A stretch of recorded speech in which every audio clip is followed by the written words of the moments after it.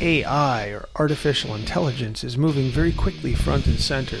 And although it's really been around for years, the tools are becoming more readily available.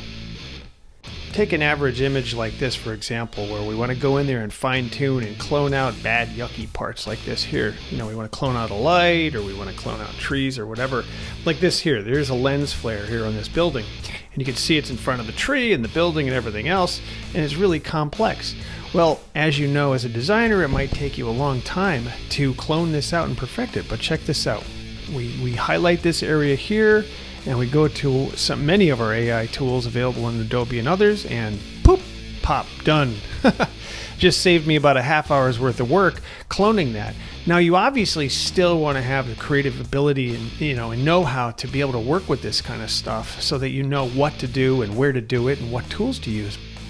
As creatives, we now have tools that make inefficient tasks like cloning out images to perfection much more automated, which gives us more time to be creative, create better products for our customers.